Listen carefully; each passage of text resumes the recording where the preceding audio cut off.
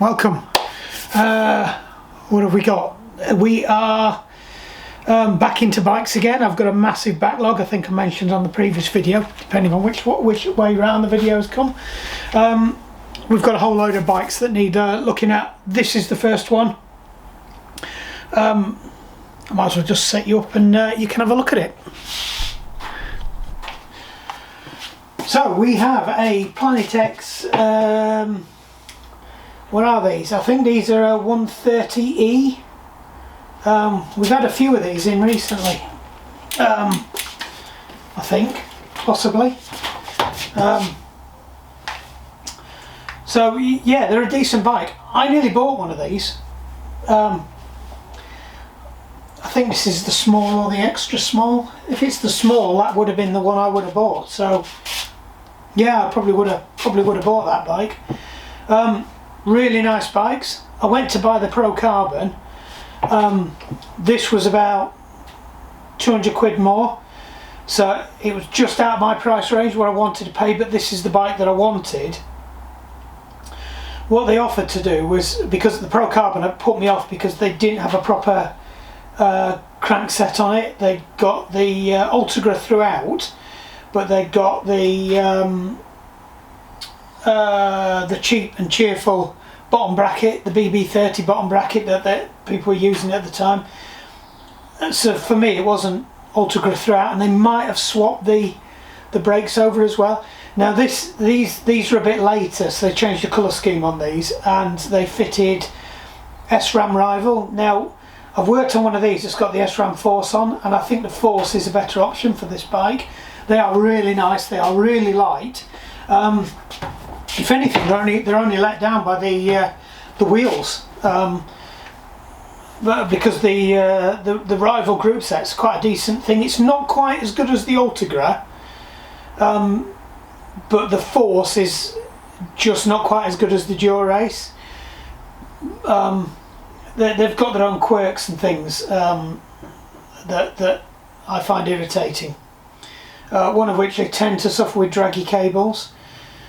Which is, even when you put the 1mm cables in, or the 1.1s or whatever they are, the thinner diameter cables in, they're still very draggy. Apparently there's a few known faults with the shifters as well. So, but other than that, they're a decent group set. I think this is the older group set anyway, so I think this one's slightly better. I could be talking out my arse and I'm going to get loads and loads of people telling me otherwise. So what we've been asked to do with this, we don't know what's wrong with it or anything. It was one of the triathletes who kind of fell out of love with the club and the sport and whatnot, and went off and did her own thing. And she sold it to somebody at the club.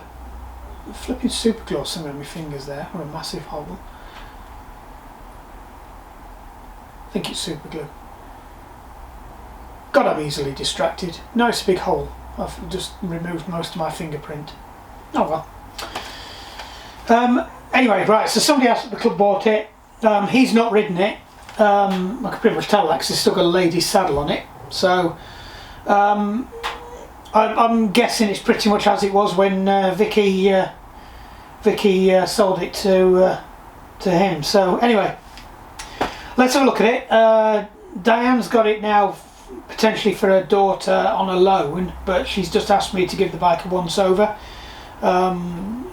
Because if she likes it and it's all right, she might make an offer for it. So let's see where we go on it. Actually, I've not explained what the point of the video is. The point of the video is just to show you what you need to look at when you're doing a bike inspection. So it's a little bit more than the M-check, because the M-check you're just checking the bike to see whether it's fit to go and ride, but this is an unknown entity, right? So you've got to go a little bit further than an M-check. So we'll start you off with the basics. Bring you back in a minute.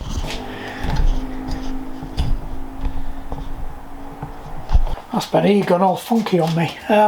Right, so we'll start off with a basic M-check, even though we need to go a bit further than that. So first thing, starting at the axle, this is why it's called an M-check, because it goes, and as long as you follow the M, you'll have checked everything you need to check before you go out for a ride. So we'll give it the basics to start off with. We start at the front axle. Is it running smooth? Sounds alright. You're listening for noises, sounds of bearings. You can put your head on there because you will hear a bearing through there as well. That seems to be running okay. Just check there's no play in it. There doesn't appear to be any play in it. The quick release is working. The brake pads have got plenty of meat on them and they're facing the right way, which is always a good check. So you're looking to make sure that it's not got an open end there, because if you brake too hard it will rip the brake pads out. So they should be fed in from the back because the wheel's going in that direction, and most of them have got arrows on that says front that way. Right, front tyre's very flat, but I'm not too bothered about that. Tyre looks in good condition. Inner tube, even if it's perished, it doesn't matter. I'd be surprised if it wasn't. It's quite an old bike. Everything looks straight. It doesn't look like it's been crashed. So we're going a little bit beyond an M check now, because that you wouldn't look for that. But I'm just checking. There's no signs that any of this has been binned. So we're all looking good so far. Right, now front brake, put it on. Does it work? Yes. What we're feeling for now is the legendary Planet X head knock, and I don't feel any at all. So you would either hear it when you're doing that, or if you put your finger there you would feel it on the, you would feel play. So that's good, and they move nice and smoothly. So that's everything's as it should be so far. Checking for the conditions of your cables, looking for anything that's frayed. So nothing's frayed. There's no points where those have split. The adjuster looks like it's in good condition, and these are internally routed, so everything disappears into there. The bar tape looks fairly good. It looks fairly new. There's a plug missing out the end of there. She rather cheekily said I could stick another one in there for her. I'll have a look. I might even have a Selkoff one as well, because I think that's Selkoff. Yeah, it is Selkoff. It says so on the tapes. I'm not sure when these were done. They've not been done brilliantly. So that's not a Planet X job, but we'll leave those because they might want the colour changing anyway, something less glary. I don't think I've done it. Might be the original ones. Planet X might have had a bad day that day, but who knows? Who knows? Right, so we do need to stick a plug in the end of there. Moving down now then, so we're moving into the bottom bracket, so we're just checking. Let's just bring you across with the joining the picture. Right, so now in the bottom bracket, so checking for play. So I'm pushing forwards and backwards. It's going to be difficult to tell because you've got the chain on, but it seems to be smooth. It's free moving. The best way to do it is to actually knock the chain off and spin it round if you can get it off without the chain on. We might try that up on the ramp. I'm just trying to check the pedals. So they are Shimano SPDs. They are the generic ones. They're not Ultegra or anything. They're just the cheap generic ones. Well, I said cheap. They're not bloody cheap either. Right, they're good. Everything looks good on that. These are alley, and they are solid forged alley as well. So you don't have to look for cracks like you do with the Shimanos. Everything looks good. They're actually in quite good nick. I thought that was a scuff then, but it's not. It's just some muck on them. Nope, everything looks good there. So we're now moving up. We'll check the gears later. That's a separate check altogether. Just check that looks okay. There's no signs that it's fractured, or we can check the torque on that, but we'll talk about that later. Right, moving on to the back wheel. So we've come down, we've come up. Seat post looks so good. There's no play in it. It doesn't move from side to side, which you wouldn't do anyway because it's an aero profile. So these have got the FSA. I can't remember the name of it. It's an FSA bottom bracket that was on them thingies anyway. Right, these have got FSA brakes, not the SRAM brakes, which is surprising for this bike. Same thing again. Checking the brake pads are okay. So front is that way, rear is that way, which it is. So they look okay. They're both in the right way round. There's still plenty of wear on there. I can see daylight in the water dispersal gap bit there. That really doesn't want to be there. That's not a good place for that. So same thing again. We'll just check that the brakes do open up and there's no play on the back wheel. These Vision wheels, I think they are Vision, aren't they? Yeah, the Vision wheels do suffer, as the Focus do, from bearing wear in the back side on that's, I'm going to say that side, but it's not. I think it's this side, and the freewheels are not brilliant either. I've had to replace them before. Right, so now we're down to the back axle. We've checked that anyway. Does it run smooth? So it's running nicely that way and that way. The reason we do it both directions is because if you hear grunchiness in one direction, it's more than likely it's the bearing in the freewheel. Everything feels good. Right, one last check. I need my toolbox for. And I won't be able to find the spanner I'm looking for because I've packed this away recently. What's annoying was it was actually sat on the top.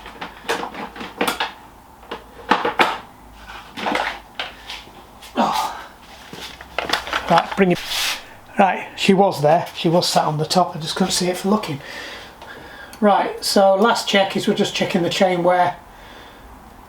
That's the one. Checking the 0.5. No, we're still good. So there's plenty of chain wear in that.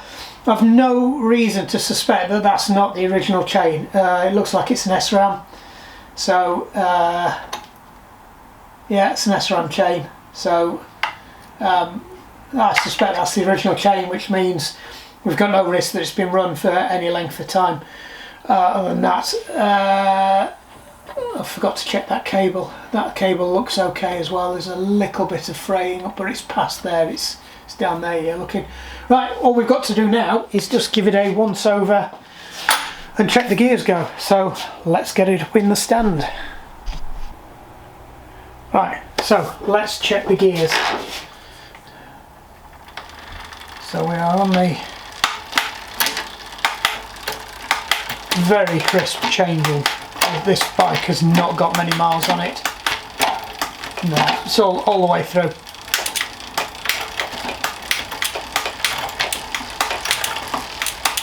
Little bit of a hesitation going up, but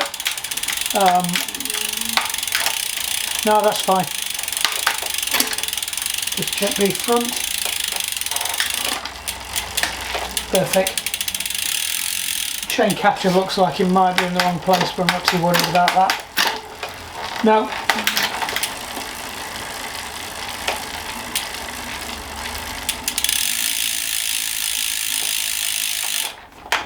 So, one more thing to do, and this is mainly because we do not know the history of this bike. It's a carbon frame bike. So what we have got to do is just a quick visual check just to see if there's any evidence that it's been damaged, knocked, banged, dropped, smacked or anything like that. So first thing to do is do a visual check first so you don't miss anything. Don't get too hung up on the going around feeling everything, do a visual first. So we've got a bit of a scuff there. Right, that looks like it's nothing more than supervisual sticker damage. Right, nothing there, everything looks like it's intact. Same round there.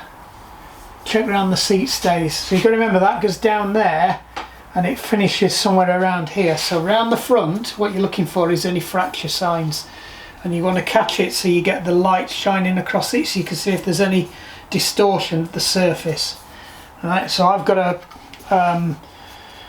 Holsworth Fire Enzy frame that has crazing all the way down there because the tube is actually fractured, and the same on the head tube. So same again down here. What we're doing is we're just checking there's no big chunks missing out the bottom of here where the chains come off or they smack the bottom bracket in. That is looking really clean. Actually, it doesn't look like it's ever dropped the chain, even though the chain catcher's not quite in the right place. Right, so same on the front forks now. There's no sign of any damage there. They all look clean. They're very clean actually. This bike is in exceptionally good condition for a bike of its age.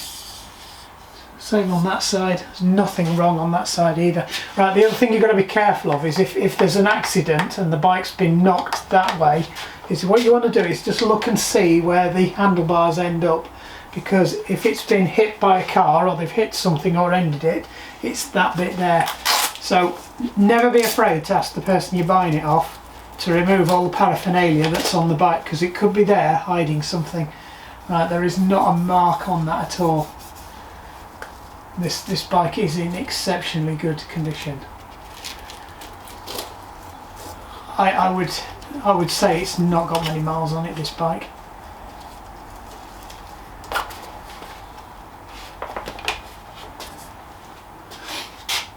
It's quite a short stem. I suspect we might have to change that. It's only a 90. Right, so what we'll do is we'll flip it around now. We'll do the same on the other side, and then what we'll do is we'll upend it and have just one final check underneath.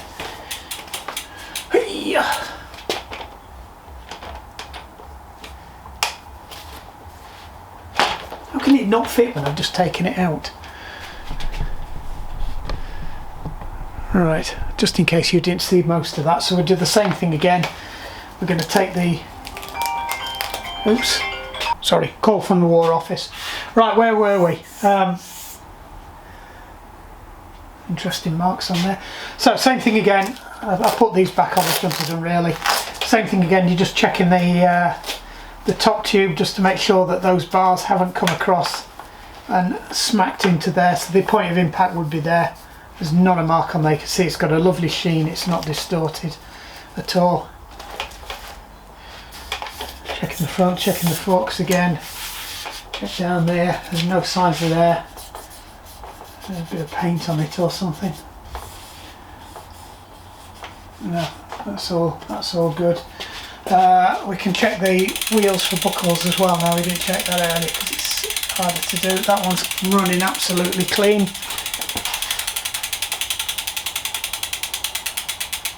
No, perfect. Very good. Right, so one last visual inspection. Just check the underside.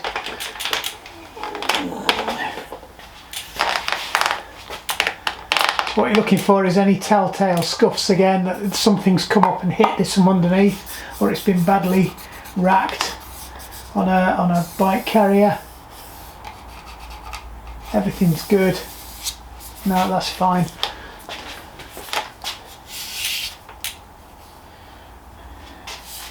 No, I think we've got a good one here. I think we'll report back, so we don't need to do much more with that.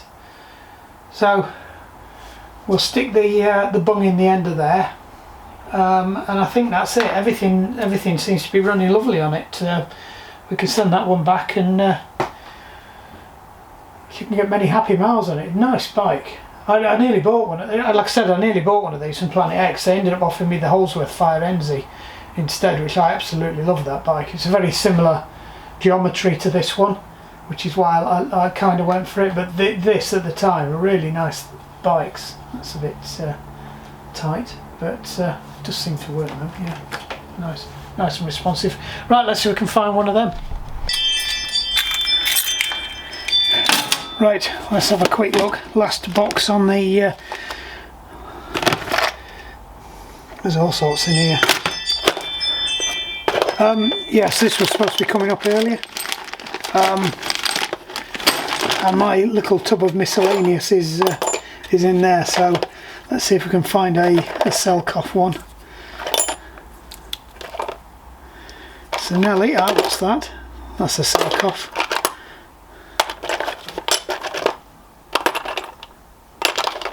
Loads of Sinelli. Sinelli. Yeah, I don't know if you can see that. That's the one that's on. Right.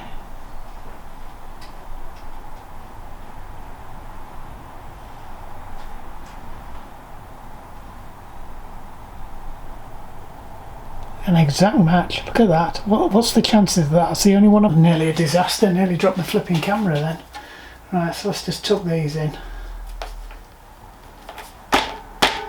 There we go. Job's a good one. Right, so the bike's checked. Now, obviously, let's zoom you back out so you can listen to me waffle at you a bit more. Right, so obviously, visual inspection is not just good. You can do sonar, you can do all sorts of stuff. You can do the tap test. What you're looking for is any dead spots or bits that sound solid. So if that bit there sounded like that bit there, I'd be getting worried, because it means there's a lot of filler in there. What you're looking for is a uniform sound. So that's the same sound all the way through, because that section's the same. Right?